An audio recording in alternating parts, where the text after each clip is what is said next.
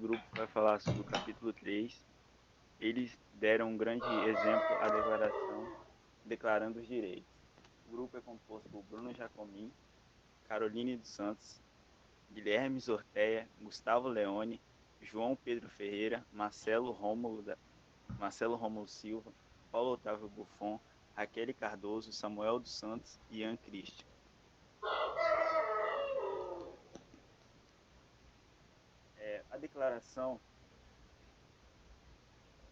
A declaração é meio que uma espécie de documento que foi utilizado quando se desejar fazer alguma afirmação ou comprovando algo, tratando de um anúncio ou uma proclamação de termos enfáticos, solentes ou legais.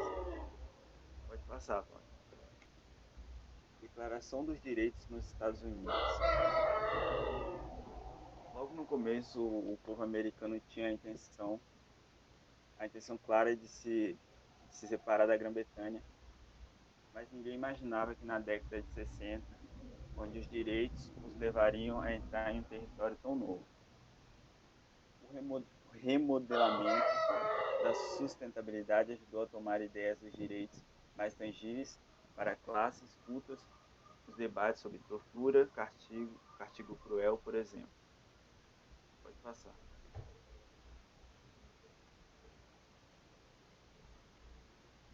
Declarando os direitos nos Estados Unidos.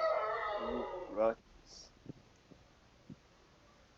Na década de 1625, um jurista calvista holandês, Hugo Grotius, deu a ideia de que usar a nação de direitos que se aplicava em toda a humanidade, não apenas em um país ou tradição regional. Ele defendia os direitos naturais como autocontrolado e concebível, separadamente da vontade de Deus. E sugerindo também que as pessoas poderiam usar os seus direitos sem precisar de nenhuma ajuda de nenhuma religião. Pode passar. Declaração dos Estados Unidos, Jean Jacques, que ensinava os direitos de Genebra. Ele sintetizou vários escritos sobre o direito natural no século XVII em Príncipes do Droit Naturel, 1947. Forneceu pouco conteúdo político ou legal específico para a nação, os direitos naturais universais. Seu principal objetivo era mostrar que ele estava ali existindo e que ele era derivado da natureza humana. Ele meio que legalizou e atualizou o conceito de ligá-lo àquilo que os filósofos escoceses contemporâneos chamavam de senso moral interior. Pode passar. Bom, linkando tudo isso, nós temos que ter uma percepção de que quando os Estados Unidos entrou nesse processo, né, de independência, foi um conflito porque até então era uma colônia da Grã-Bretanha e, e sendo em si pessoas refugiadas que saíram desse território por problemas políticos, religiosos e se refugiaram nos Estados Unidos. Então teve todo esse conflito. Perante a isso, nós temos Hobbes e Locke, que foram dois ingleses que nesse período atribuíram alguns de seus pensamentos, e mesmo que alguns contraditórios, em certo modo, eles se complementaram. Pode passar. Bom, Hobbes teve menos impacto do que Locke, por quê? Porque o pensamento de Hobbes perante a sociedade, perante a pessoa, era um pouco absolutista.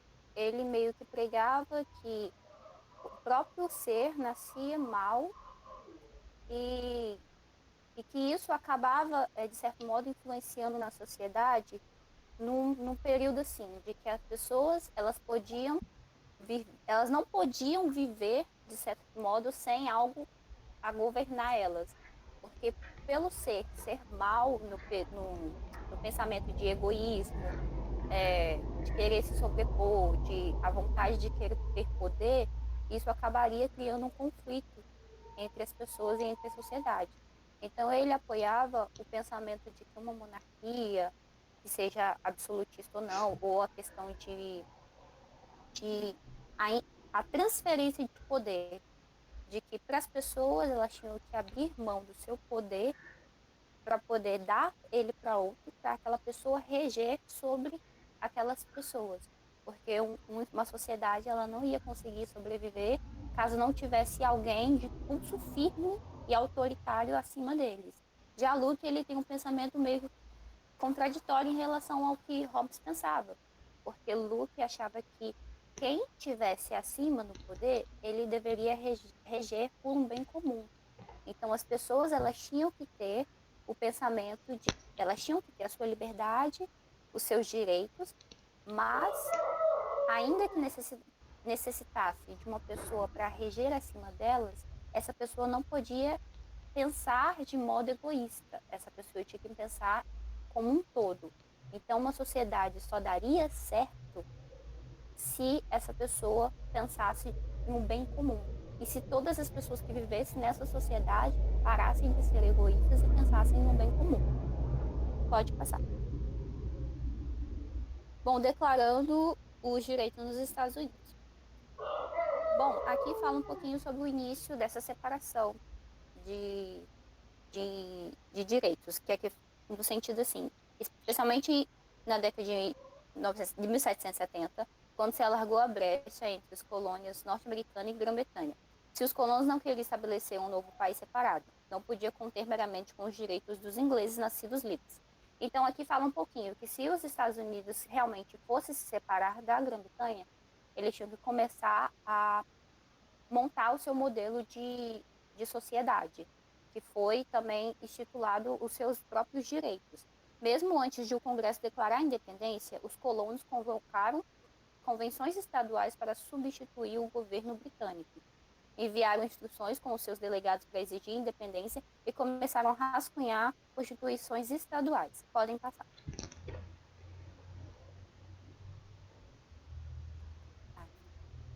A Declaração de Direito da Virgínia. Bom, a Virgínia é um dos estados dos Estados Unidos e nela foi onde teve a maior formulação desses direitos, que entre eles estão aqui: todos os homens são, por natureza, igualmente livres, independentes e têm certos direitos inerentes.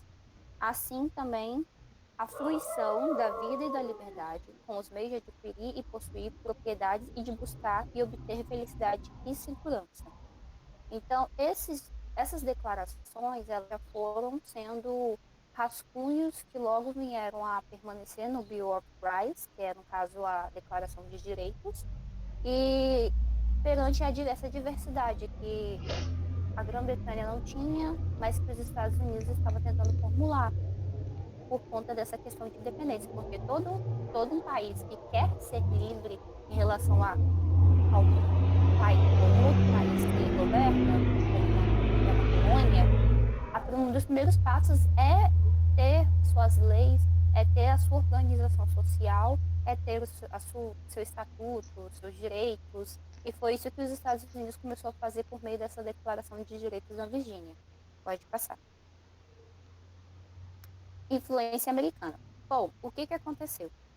A França, de certo modo, ela tinha muita rixa, teve muitos problemas com a Grã-Bretanha nesses períodos.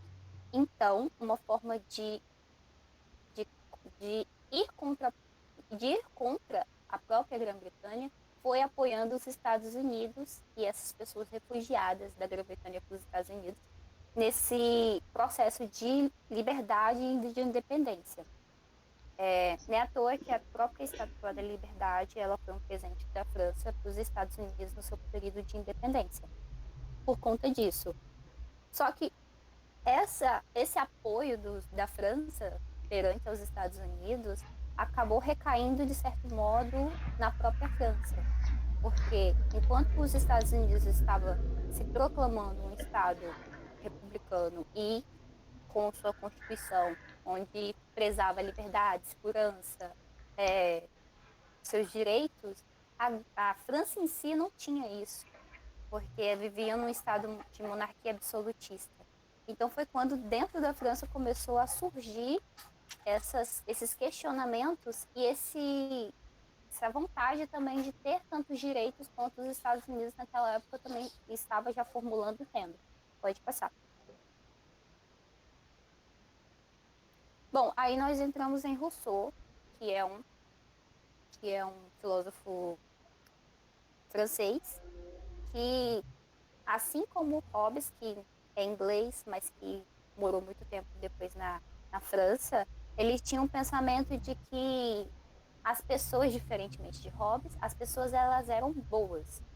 Elas nasciam boas, mas a sociedade, de certo modo, corrompia essas pessoas.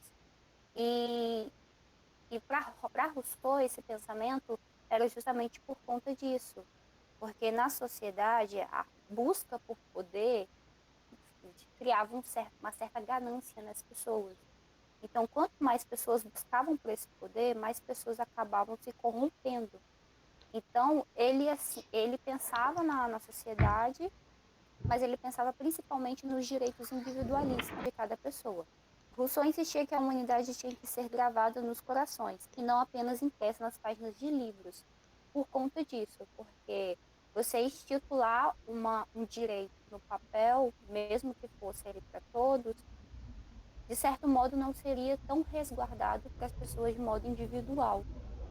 As repetidas referências à humanidade e aos direitos dos homens continuam, apesar do escárnio de Rousseau, mas poderiam ter sido ineficazes se os acontecimentos na América não tivessem lhe dado o poder de fogo, que era realmente isso, que os Estados Unidos estavam se criando toda a sua cartilha de independência e de direitos, enquanto a França ainda tinha toda aquela repressão, passava por problemas muito precários em relação os seus direitos. Pode passar. Bom, novos fundamentos. Entre 1776 e 1783, 9 diferentes traduções francesas da Declaração da Independência e ao menos 5 traduções francesas das várias constituições e declarações de direitos estaduais propiciaram aplicações específicas de doutrinas de direitos e ajudaram a cristalizar o senso de que o governo francês também poderia ser estabelecido sobre novos fundamentos. Os precedentes americanos tornaram-se ainda mais convincentes quando os franceses entraram num estado de emergência constitucional. Assim, nesse período de 76 a 83, começou a criar um conflito dentro da própria França, onde a França era dividida por três estados, onde no primeiro estado regia o clero, o segundo a nobreza e o terceiro estado regia os camponeses e os burgueses, mesmo que aqueles de alto valor, de alta mesmo os burgueses muito ricos, eles ainda permaneciam no terceiro estado. Bom, com a insatisfação dessa terceira camada, acabou sendo implicada em relação às outras advindas, porque a terceira camada era que sustentava toda o clero e toda a nobreza. E por isso que veio a essa exigência de alguns direitos. Pode passar. Bom, aí nós chegamos em Luís XVI. Em 1788, enfrentando uma falência causada em grande medida pela participação francesa na Guerra da Independência Americana, Luís XVI concordou em convocar os Estados Gerais. O rei tinha pedido que o clero, os nobres e o povo comum não só elegessem delegados, mas também fizessem listas de suas redes. Assim, como a França se tornou uma das pioneiras na ajuda dos Estados Unidos, isso também causou uma grande série de problemas na própria França. E como as pessoas começaram a questionar essa questão dos direitos, Luís XVI, que era o monarca na época, absolutista no caso, tentou uma medida meio que para tentar tapar o buraco, tentar meio que fingir que faria algo pelo povo, mas que ao mesmo tempo não faria. E foi quando ele pediu para que elegessem esses delegados, para poder dizerem as suas queixas. Pode passar.